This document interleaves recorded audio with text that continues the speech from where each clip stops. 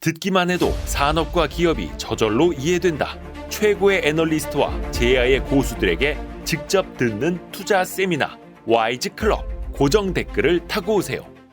근데 저는 이제 기업 메타가 떠올라가지고 거기 물론 이제 그 페이스북에서 메타버스 한다 그랬다가 한번 이제 거의 망할 뻔하고 뭐 저커버그가 울었네 뭐 해서 뭐 주가 반에 반 토막 나고 막 이랬잖아요. 근데 지금 또 사상 최고가 가고 있고 LLM도 자체 걸 하고 있다고 하고 오픈 소스로 이제 데이터 열어주고 많은 스타트업들이 메타의 데이터를 쓴다라고 하고 약간 그쪽으로도 좀 보이지 않을까 저는 생각을 해가지고. 메타의 전략은 사실은 모바일 시대의 구글의 전략이랑 비슷해요. 이거는 이제 아까 수포리치 기회랑은 약간 다른 이야기인데 애플이 아이폰을 먼저 딱 치고 나갔을 때 구글이 취한 전략이 안드로이드 오픈소스 전략이었어요.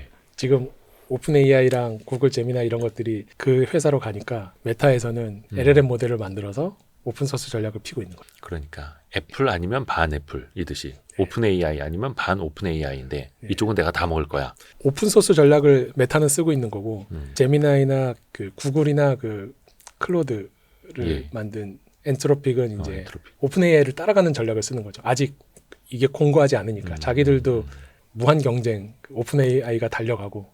혹은 그럼 이제 엔지니어 입장에서 그리고 사업 전략을 하시는 입장에서 보면 어떤 전략이 나중에 더 잘 먹힐 거라고 보세요? 오픈 AI가 유리한 포지션에 있는 거는 거의 확실한데요. 뭐 1등이니까요. 네. 누가 네트워크 이펙트를 빨리 만들어내고 에코시스템을 안정적으로 만들 거냐 이 경쟁에서 승자가 결국 될 거거든요. 이건 이제 그 아이폰과 그 구글의 전략을 보면 마이크로소프트도 사실은 스마트폰 OS를 2000년대 초반부터 준비했었어요. 아 그래요? 네, 그러니까 우리는 잘 모르는데 원래 아이폰이 이제 2000년대 후반에 나왔잖아요. 예. 스마트폰이라고 하는 컨셉을 2000년대 초반에 노키아에서 신비안이라고 하는 OS도 만들고 신비안. 네, 마이크로소프트가 스마트폰 OS 아예 그때는 스마트폰 OS, 포켓 PC OS 이런 식으로 기술적으로 미리 준비를 하고 있었어요.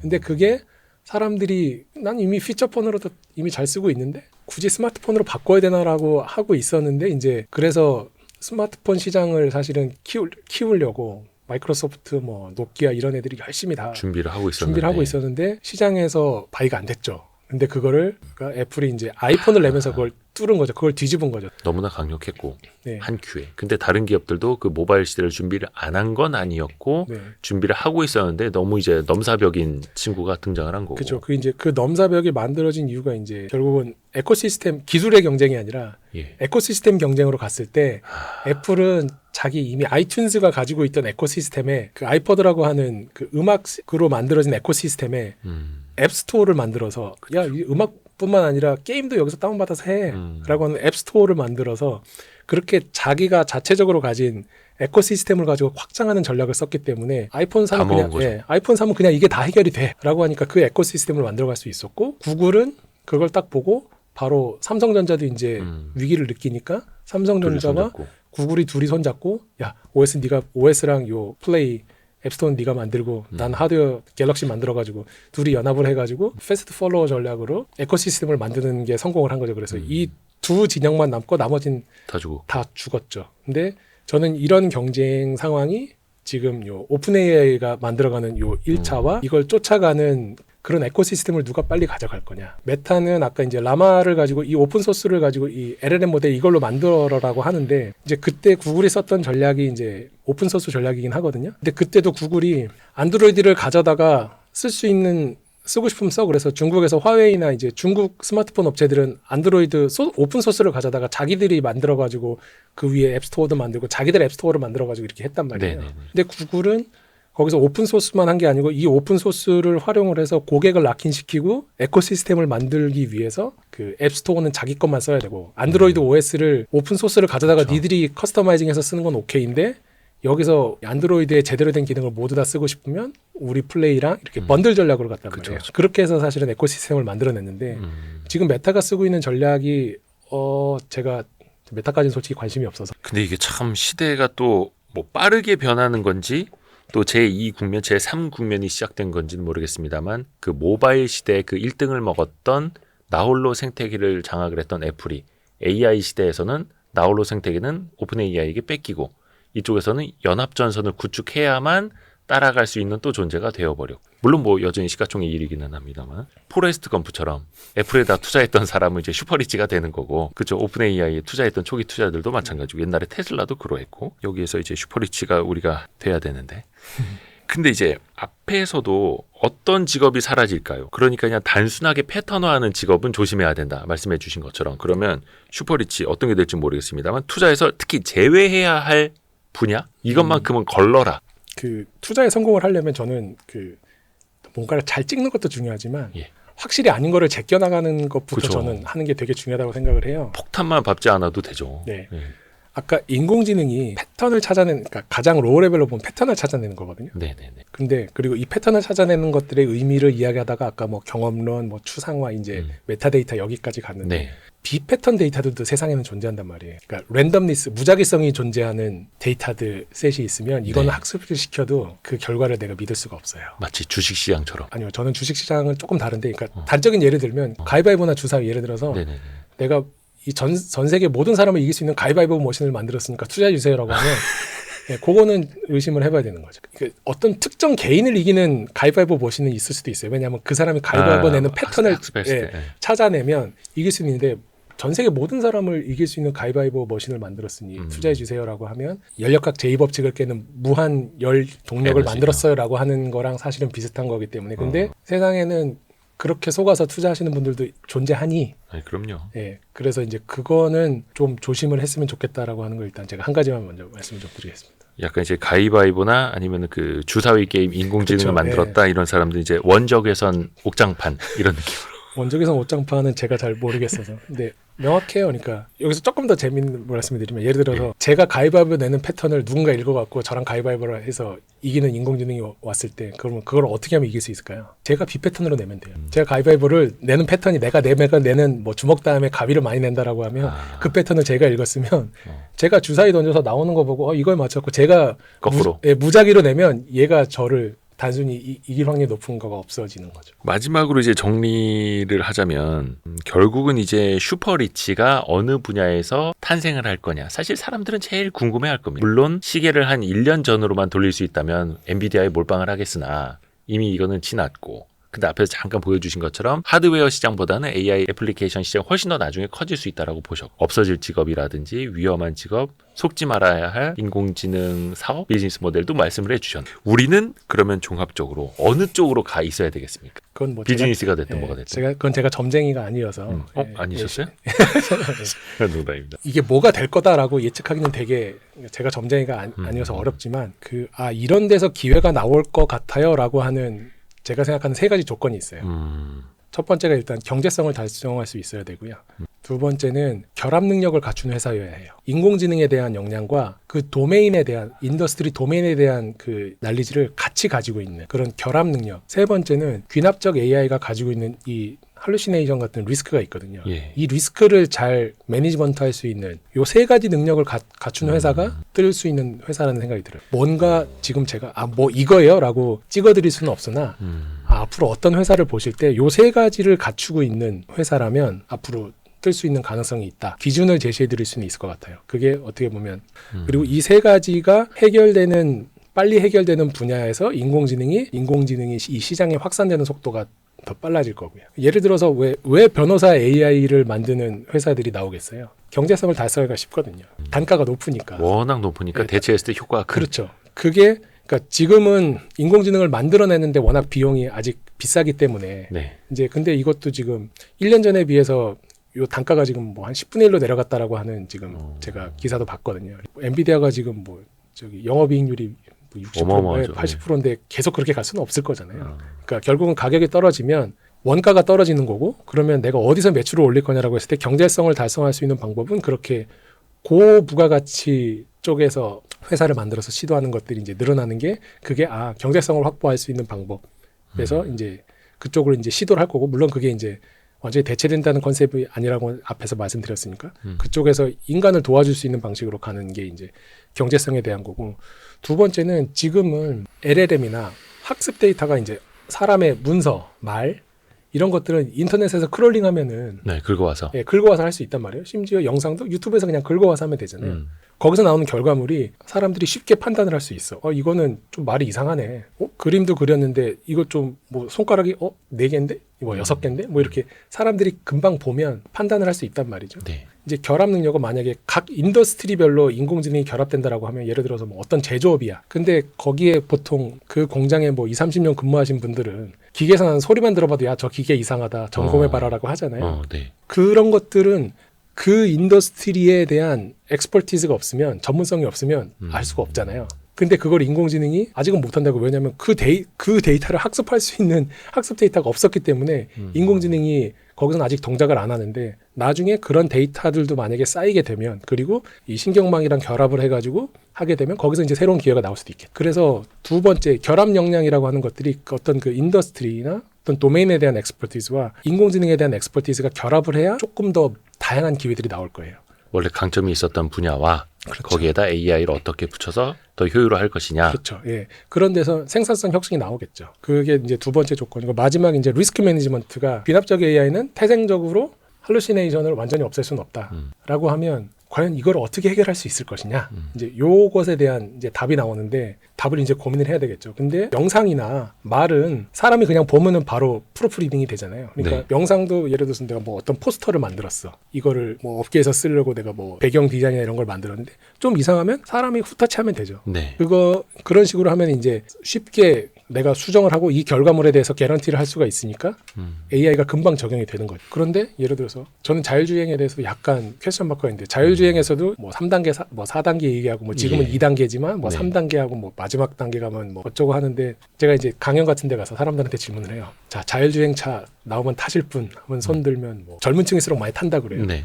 그리고 이 할루시네이션과 이 귀납적 AI의 한계에 대해서 이야기를 해줘요. 자, 이게 100%가 아닐 수 있어. 우리가 지금 컴퓨터를 바라볼 때는 여태까지 연역적 AI의 컴퓨터를 보고 살았기 때문에 컴퓨터가 거짓말 하겠어라고 생각을 하지만 귀납적 AI는 거짓말을 할 수도 있는 컴퓨터가 됐기 때문에 자, 그러면 10% 확률로 사고 날 수 있어.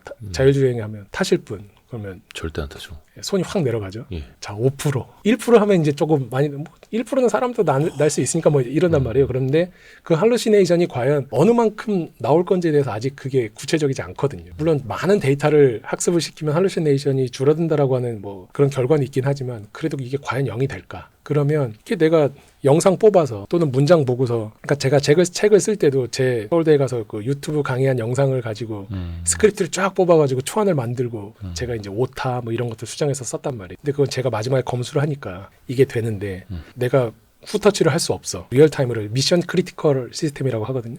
그러면 마지막에 제가 아까 전제드렸듯이 이 세상 모든 것에 AI가 쭉 스며들한다라고 했을 때, 그 중에서 이게 특히 위험성이 있는 부분들은 할루시네이션 문제를 해결하지 못하면 사실은 굉장히 이 진입 속도가 느려질 거예요. 그럼 이거를 어떻게 해결할 수 있을 거냐는, 저는 기술 연구는 계속 해야 되겠으나 기술보다 좀 더 빠른 방법이 없을까라고 생각했을 때, 저는 그 초창기 엘리베이터 사례가 생각이 났어요. 엘리베이터요. 초창기 엘리베이터라는 게 나왔을 때 네.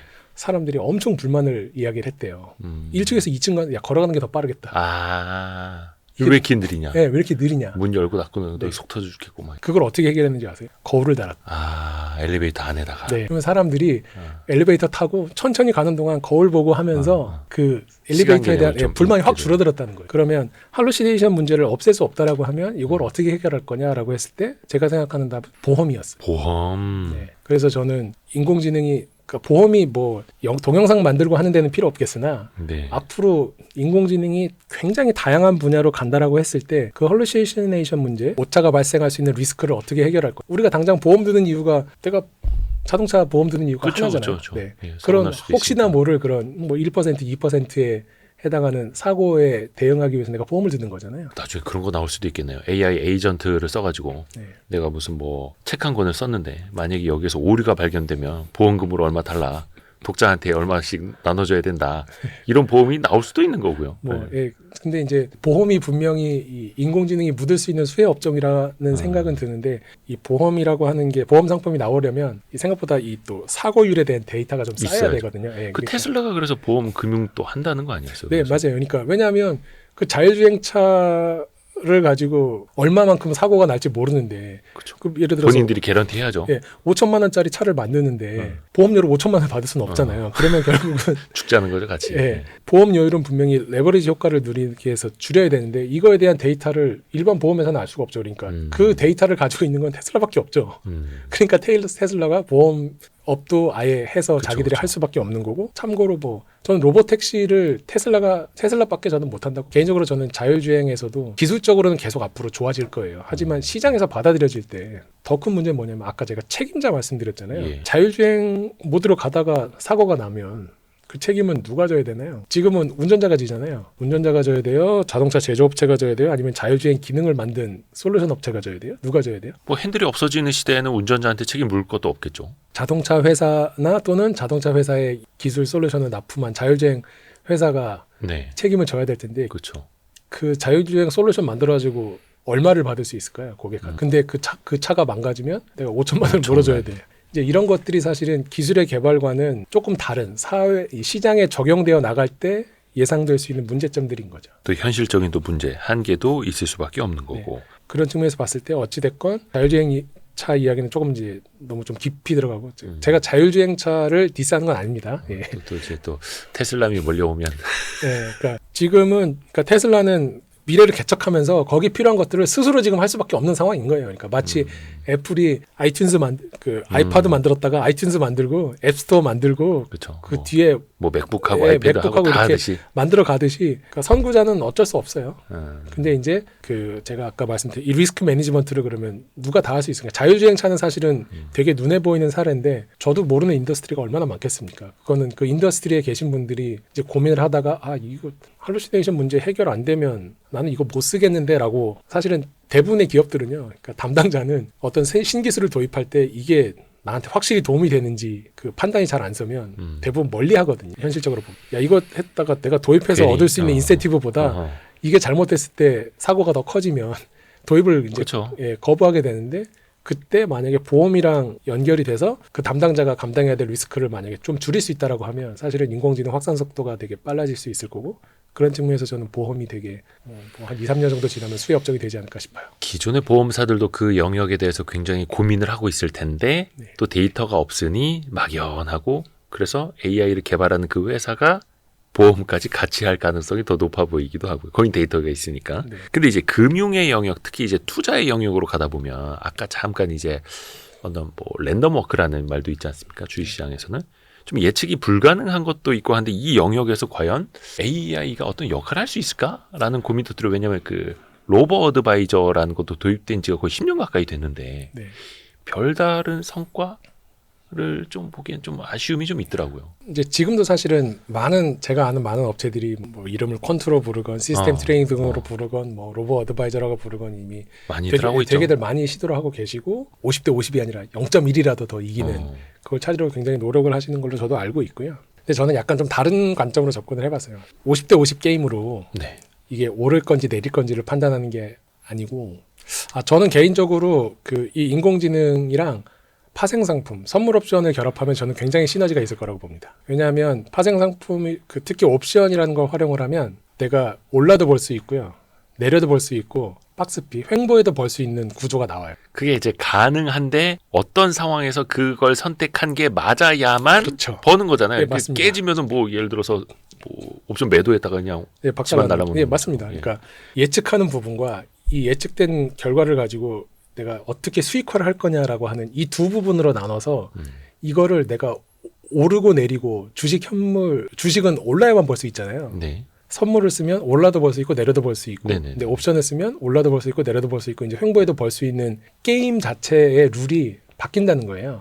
방법은 있는 거. 그렇죠. 예. 그러니까 물론 말씀하셨듯이 반대로 잘못 가면 크게 다칠 수도 있는데, 그러니까 그거는 이 선물 옵션을 내가 어떻게 합성 포지션으로 잘 만들 것이냐에 대한 노하우로 저는 그걸 또 해지를 좀 해야 된다고 생각을 하고요. 귀납적 AI를 통해서 과연 주식 시장의 미래를 예측할 수 있는 거냐에 대한 것도 컨트로버셜하고, 근데 이게 나왔다고 해서 내가 과연 이걸 수익으로 연결시킬 수 있는 거냐도 사실은 컨트로버셜해요. 하지만 방법론이 예를 들어서 50대 50 게임이 아니라 네. 67대 33 게임으로 만약에 바꿀 수 있다라고 하면 지금은 51%짜리 알파 알고리즘을 찾으려고 굉장히 노력들을 하시는데 네. 옵션이라는 걸 쓰면 게임의 룰이 50대 50 게임이 아니고 33대 33대 33 중에 내가 어떤 방식으로 내가 수익화를 시킬 거냐로 게임의 룰이 바뀌거든요. 그러니까 이제 저는 거기서 기회를 보고 회사를 만들었고 또 그런 방식으로 투자를 해서 어느 정도 이제 안정된 이제 알고리즘을 만들었다고 생각을 해서 이제 사업을 하려고 하는 건데 더 이상까지 나가면 이제 회사의 노하우가 너무 많이 나가기 때문에 네.